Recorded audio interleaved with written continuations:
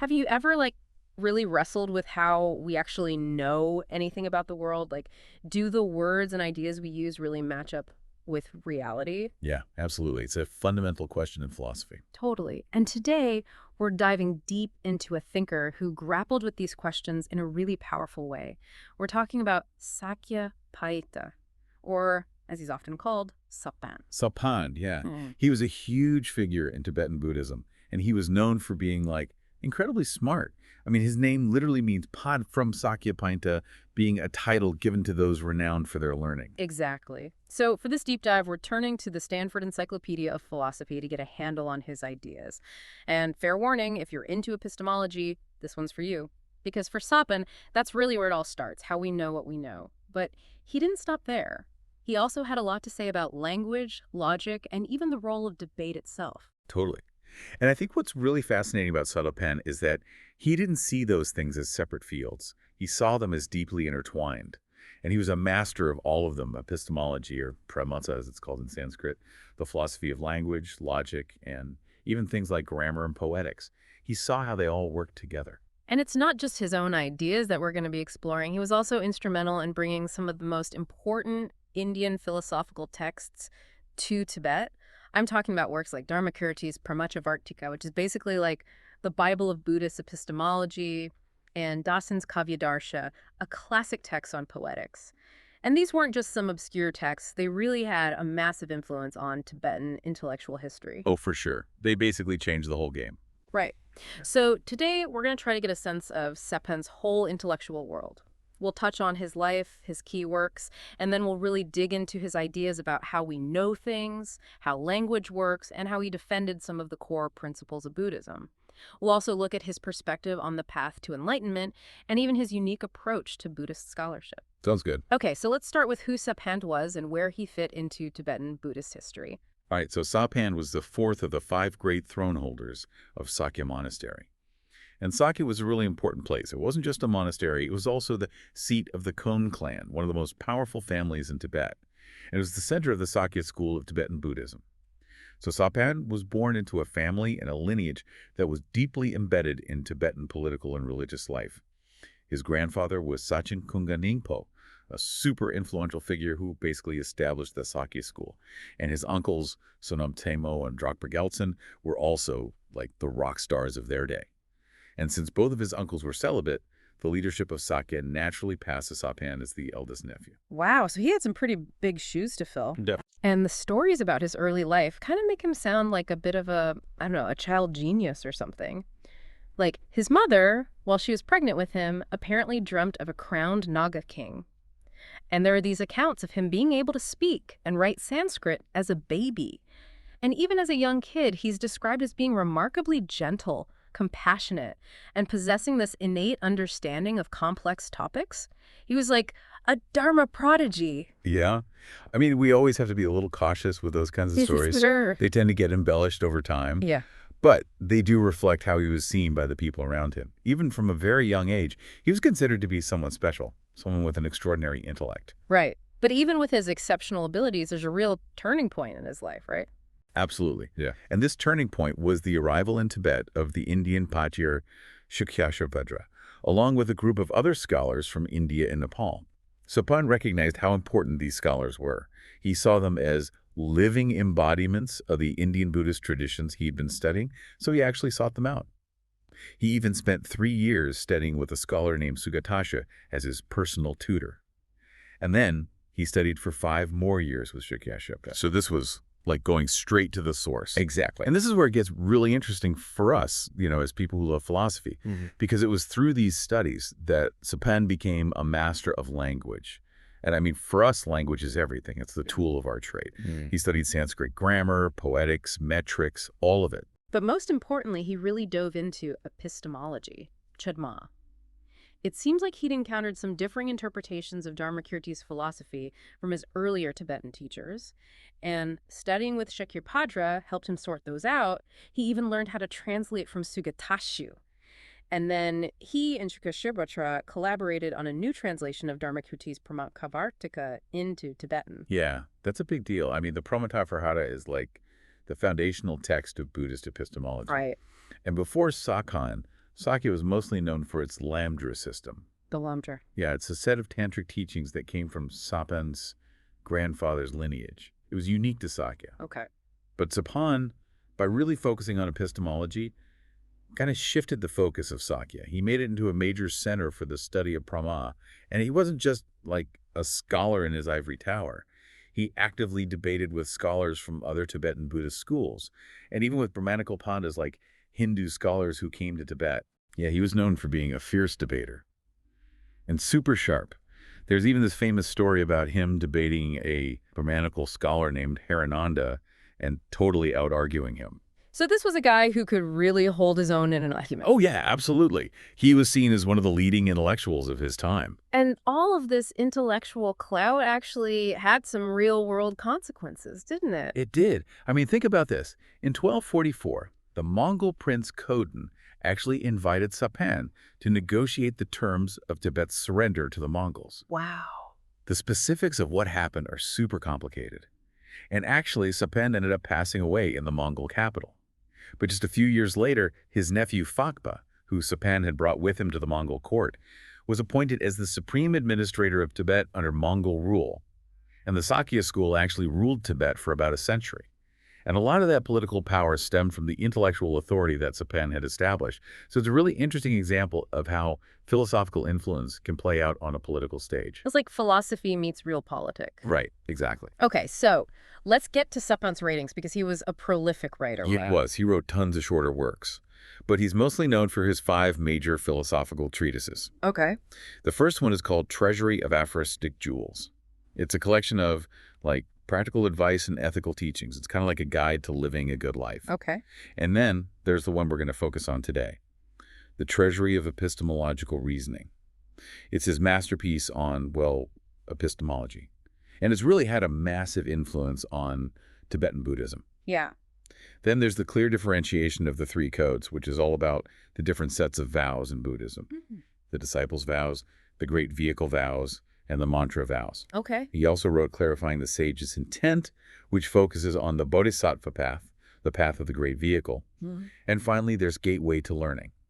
And this one's really interesting. It's basically his argument for why scholastic learning is so important for Buddhists, especially Tibetans. All right, so it sounds like each of these works is pretty significant in its own right, but let's dig into what's considered to be his most important philosophical achievement. Let's talk about the Treasury of Epistemological Reasoning. Sounds good.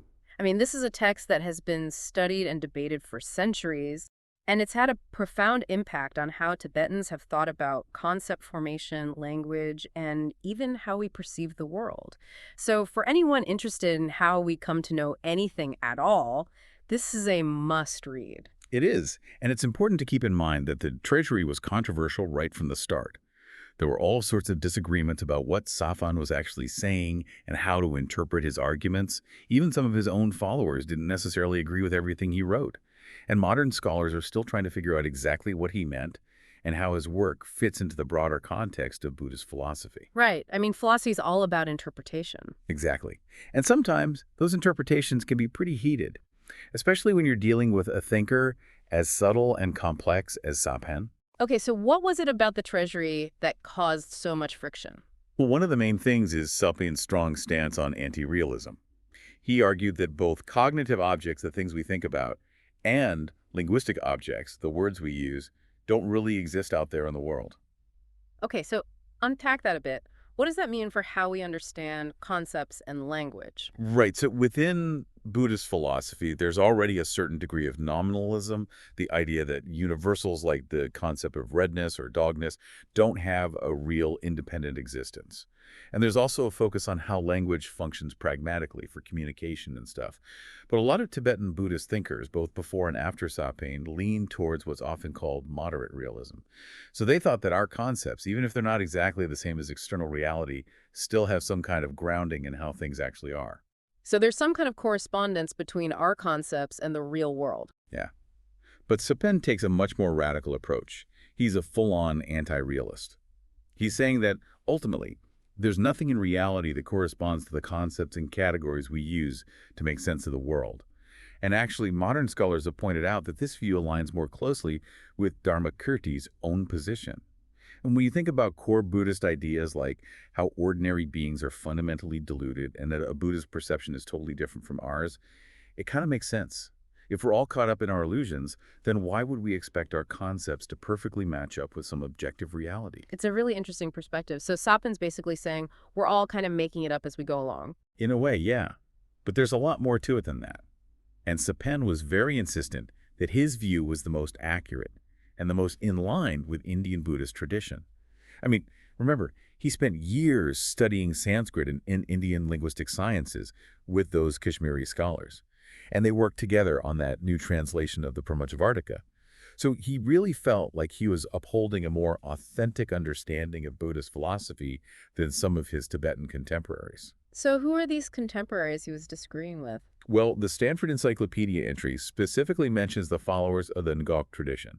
They were based at Sangpu Monastery, Okay. and their key figures were Ngog Lotsawa and his student, Chapachoki Thench. It seems like as Chapa's ideas became more popular, the focus on the Brahmajartika as the key text for Buddhist epistemology kind of shifted. People started focusing more on other works by Dharmakirti, like the Pramakavinyaya. Okay. And that shift, according to the entry, might have led them to overlook, or at least not fully appreciate, the concept of apoha. Yeah, it means concept formation through exclusion. And it's a central idea in Buddhist epistemology, especially for Dharmakirti. And it's a concept that really supports an anti-realist position.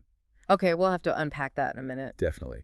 But the point is, Sapan saw this renewed focus on a Brahmajavartika as a way to bring apoha back into the conversation and push back against the growing popularity of what he saw as a kind of watered-down realism. Fascinating. So let's get into the details here. How does concept formation actually work according to Sapin? Well, he's a strict nominalist, as we said. So he doesn't think there are any real independent things that our concepts refer to, either out there in the world nor in our minds. And this leads him to what the entry describes as an illusionist view of the mind. But that doesn't mean he thinks the mind is somehow fake or doesn't exist. Okay, so what does he mean by that? Think about it this way. A lot of philosophers have criticized the idea that our consciousness is like a little theater inside our heads, where we watch a show of our thoughts and perceptions. And Buddhist philosophers, including Sapan, are kind of doing the same thing. They challenge this idea that there's this separation between a subject, the I, that's doing the perceiving, and an object, the thing that's being perceived. So for Sapan, the very idea of a cognitive object, something that our mind grasps onto, is tied up with the idea of a self. And that self, according to Buddhism, is an illusion. Right. There's no unchanging independent self. Exactly. And if there's no real self, then there can't be any real independent mental objects either, because those mental objects would need a real self to perceive them. So what we experience as our thoughts and perceptions, those are just appearances. They're not reflecting some ultimate reality. Okay. But then how do concepts and language work at all? If they're not grounded in reality, how can we communicate? How can we think? So the answer, at least according to Mahayana Buddhism, lies in karma. Our past actions have shaped our minds in really profound ways. And those karmic imprints, those tendencies, are what create the appearance of a world of objects and concepts. It's almost like our shared karma is what allows us to be on the same page, conceptually speaking. We have similar karmic tendencies, so we experience the world in similar ways, and we develop similar concepts. So we're all kind of trapped in our own karmically created world of appearances. In a way, yes. But here's the thing. Even though our concepts and language are ultimately erroneous from the perspective of ultimate reality, they still work. I mean, we could use them to communicate, to build things, to write philosophy, and that's because of karma. Sapan is saying that the same process that makes our conceptual world seem real is also what makes it functional. It's a pretty ingenious argument, actually. Yeah, I can see that. So he's basically saying our concepts and language are kind of like a useful illusion. Exactly. And he uses a really cool analogy to illustrate this point. He compares our perception of cognitive objects to someone with an eye disease who sees floating hairs. Oh, wow. Yeah, the hairs aren't really there. They're just an illusion caused by the disease, but they seem real to the person who's seeing them. And in the same way, cognitive objects, they're not really there, but they appear to us because of our karmic conditioning. That's a powerful image. Okay, so let's talk about apoha, because it seems like that's a crucial part of how Sapin understands concept formation, right? Totally. It's a core idea in Dignaga's philosophy, which was hugely influential for Sapin. And it's all about how we form concepts in the absence of real universals. So how does it work? Well, the basic idea is that we form concepts not by identifying some essential feature that all members of a category share, because those essential features don't exist. Instead, we form concepts through exclusion. We mentally draw a boundary around a group of things and say, okay, everything inside this boundary is a pot or a tree or whatever. And we do that by excluding everything that doesn't fit within that boundary. So there's no real potness that all pots share. It's just that we've decided, for practical reasons, to call certain things pots. So our concepts are based on what we exclude rather than what we include. Right. It's like a negative definition. And this leads to a really big question, right? It is. If these boundaries are basically arbitrary, just mental constructs, then how can they be useful? And how can different people share them? How can we all agree on what counts as a pot? Yeah, that's a good question. And Sapan's answer is, you guessed it, karma. Karma, of course. Yeah. It all comes back to karma. Because of our shared karmic history, we have similar tendencies to categorize things in certain ways. So even though those categories aren't ultimately real, they work for us because we all kind of agree on them. It's like our shared karma creates this shared conceptual space where we can understand each other. And Sapan really emphasizes how karma explains the pragmatic effectiveness of apoha. Even Dharmakirti, who really laid out the theory of apoha, didn't focus as much on the role of karma in making it all work. So karma is what makes the magic happen. Exactly. It's what allows these unreal concepts to function in the real world. And then there's this great quote from Sapan in the entry that really captures this idea. He says, with propensities beginninglessly habituated, and having generated the power for an error to appear on the occasion of the sign, without distinguishing the concepts and the particulars, one imputes the sign, this is a pot. Later, if one says, pour the water in the pot, without asking, pour the water in the individual pot, or pour it into the concept pot, one understands the object of engagement to be the very thing itself. Wow, that's dense. But I think I get it. He's saying that it's like this deeply ingrained habit, this karmic conditioning, that allows us to use concepts effectively, even if they're ultimately unreal. It's so automatic for us that we don't even question it. Exactly. Okay, so how does karma explain the stability of concepts? I mean, our minds are always changing, the world is always changing. How do these unreal concepts stay relatively stable over time? That's a great question. And Sapan's answer is that concepts are no more stable than the self. Right. I mean, Buddhism teaches that the self is impermanent, always changing. Right. So if concepts depend on a self and that self is always in flux, then concepts can't be stable either. But, and this is the key point, karma creates a kind of continuity in our experience. It makes us experience similar things over and over again, and that creates the illusion of stable concepts. Okay, so it's like karma creates these patterns in our experience that make it seem like concepts are stable, even though they're not. Right. And importantly, Buddhist practice is all about breaking those patterns, about freeing ourselves from these karmic tendencies. Right. And Buddhist epistemology, like what Sapan is doing, helps us see through the illusions created by karma. It shows us how our minds construct this conceptual world and helps us understand how to deconstruct it. So it's not just an intellectual exercise. It has real implications for practice. Absolutely. It's about seeing the world as it really is, free from our conceptual projections. All right, so let's switch gears a bit and talk about another major work of Sapan's, a clear differentiation of the three vows. The entry calls this his most controversial work, and for good reason.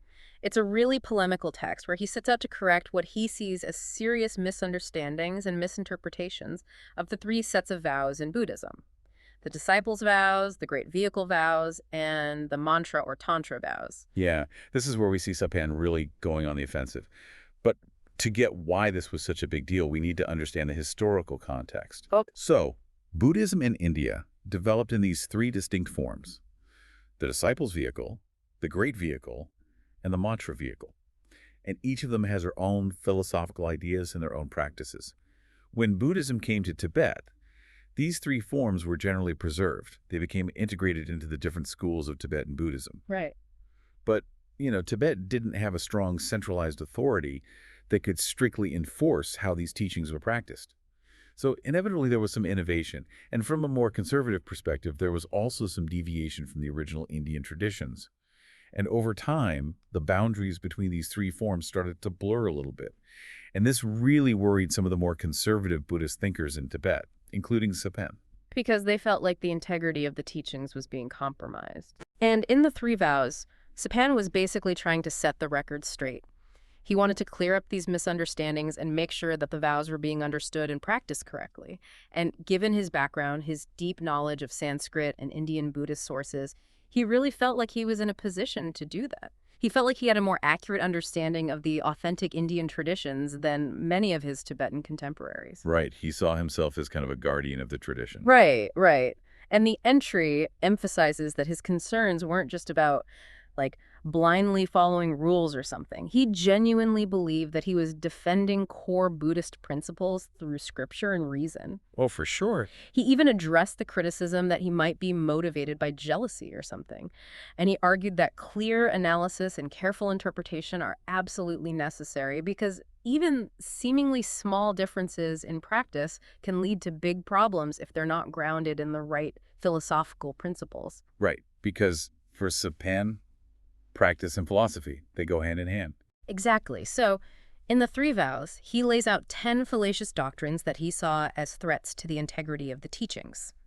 These ranged from misunderstandings about the duration of monastic vows to the nature of bodhisattva, the importance of proper tantric initiations, and even the nature of ultimate reality. We can't go through all 10 points in detail here, but the Stanford Encyclopedia entry gives us a few examples that show how Sapan argued his case. Yeah. So one of the first things he tackles is the difference between the disciples' vows and the great vehicle vows in terms of how long they last. Back then, it was pretty common in Tibet for people to take monastic vows, which are traditionally part of the disciples' path, and at the same time cultivate bodhicitta, which is central to the great vehicle. Right.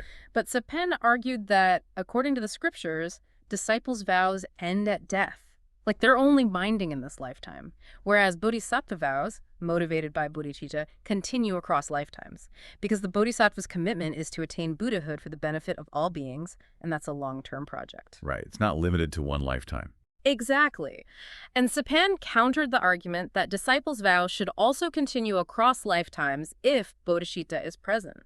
He pointed to scriptural texts that clearly laid out the different rules for each type of vow. And he also pointed out, kind of humorously, that if disciples' vows continued across lifetimes just because of bodhicitta, then even gods and newborn babies who are born from the mental continua of deceased monks would be bound by those vows. Oh, wow. Yeah, it's a funny thought. Like, imagine a baby having to follow all the monastic rules. Right. So he's using logic and scripture to really drive home his point. He is. And it might seem like a kind of technical point, like who cares how long these vows last. But for Sapan, it was about making a clear distinction between the different paths to liberation in Buddhism. He believed that each path had its own specific set of causes and effects, and that understanding those distinctions was crucial for practicing correctly. Right, it's about clarity and precision. Exactly, and that's a theme that runs through a lot of his work. Okay, so another major argument Sapan makes in the three vows is against the idea of existent virtue. Oh, yeah, this is a really fascinating argument. So there's this verse in the Vajrasattva Sutra that talks about dedicating the virtue of all beings. And dedicating merit, like sharing the positive energy you created, is a big thing in the Great Vehicle. But some thinkers in Sapan's time took this verse to mean that this vast collection of dedicated virtue was a real thing. Like it existed independently and eternally. And they basically equated it with ultimate reality. Okay, so they're saying that all this good karma is like a fundamental building block of reality. Right. But Sapan was like, whoa, hold on. You can't dedicate ultimate reality. Right. And ultimate reality can't be a kind of existent virtue. This was a huge problem for him because it went against the fundamental Buddhist distinction between conventional reality and ultimate reality. Right, the idea that there's the world of appearances and then there's the way things really are. Exactly. And Sapan was very careful to maintain that distinction. It comes up again and again in his work. So how did he argue against this idea of existent virtue? Well, he went to the scriptures, of course. He quoted from all sorts of texts to show that things like the Sugata Matrix, the Dharma-2, and the Tathagata are all unchanging, and they're beyond good and evil. He even specifically recommended studying a chapter from the Perfection of Wisdom in 8,000 lines that describes ultimate reality as being totally beyond our conceptual grasp. It's not something that can be created or destroyed. It's not something that can be dedicated. It just is. So according to Sapan, the verse in the Vajrasattva Sutra must be talking about dedicating the actions of beings, not ultimate reality itself. So you can dedicate your good deeds, but you can't dedicate ultimate reality. Exactly. And he even addressed a passage in Asoka's Abhidharma where the Dharmadhatu is called virtue. And he said, look, this is just a figure of speech. It's like calling someone who's full and satisfied desireless. It doesn't mean they literally have no desires. It's just a way of describing their state. And in the same way, the Dharmadhatu is the absence of evil, but it's not the cause of goodness. Okay, I see. So he's really careful about not taking things too literally. He's paying attention to the context and the intention behind the words. Yeah, absolutely. And he also rejects the idea that you could dedicate, like, just a part of ultimate reality, right? He does, because ultimate reality is indivisible. It's not something you can divide up into parts. Okay, so no partial dedication. Right. And then he takes it even further. He argues that even saying you're dedicating ultimate reality is problematic, even if it's not ontologically possible. Wow. Yeah, he's saying that even just thinking about it in that way, like imagining that you could dedicate ultimate reality, it's a kind of distortion. It's a subtle form of clinging. And for bodhisattvas, whose practice is all about realizing emptiness, this kind of clinging is a big deal. It undermines their whole understanding of reality. So it's about the subtle ways that our thoughts and language can shape our experience. Right. And from this whole discussion about dedicating virtue, a really important ethical principle emerges in Saupain's thought. This idea of moral contextualism. Moral contextualism. Okay. Yeah. So he's saying that different systems of vows require different kinds of behavior, and those behaviors have moral significance within those specific systems.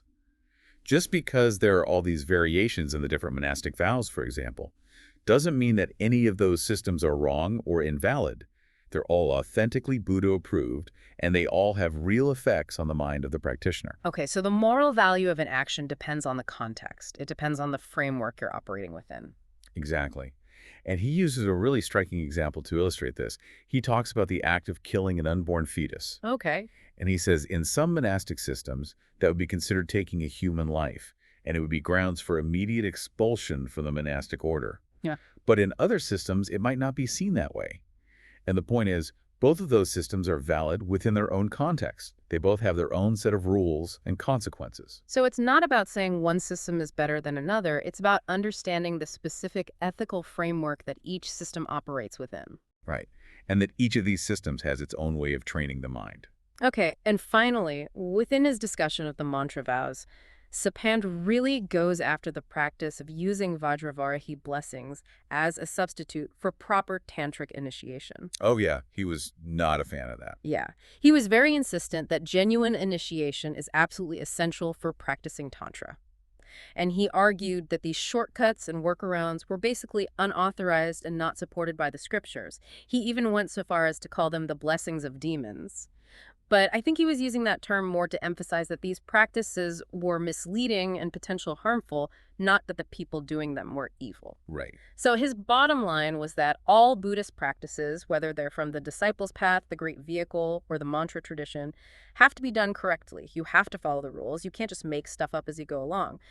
And he argued that even though these rituals and practices are ultimately empty, they still have to be done in the right way because they're designed to have a specific effect on the mind. Right. There's skillful means. Okay, so now let's talk about Sapand's clarifying the sage's intent. This is his guide to the bodhisattva path. And like the three vows, it's not just a straightforward explanation of the path.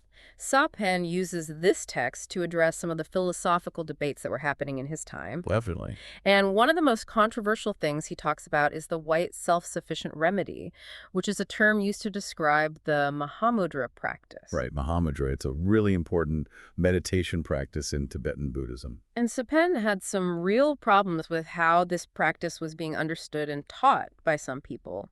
He thought it was a dangerous misunderstanding that undermined the whole Buddhist tradition. Oh, wow. So why was he so opposed to it? Well, he thought that the idea of a self-sufficient remedy blurred the distinction between conventional reality and ultimate reality. And he also felt that it took the doctrine of emptiness out of context, like it made it seem like you could just jump straight to emptiness without doing all the other practices that are part of the path. And he saw this as a specifically Tibetan innovation, and he compared it to this Chinese Buddhist doctrine that had been rejected in Tibet centuries earlier. So he was worried that this kind of thinking could lead to a decline in the teachings, a kind of nihilism where people thought they could just bypass all the hard work of practice. So he felt like he was oversimplifying things. Yeah, exactly. And he also argued that Muhammad,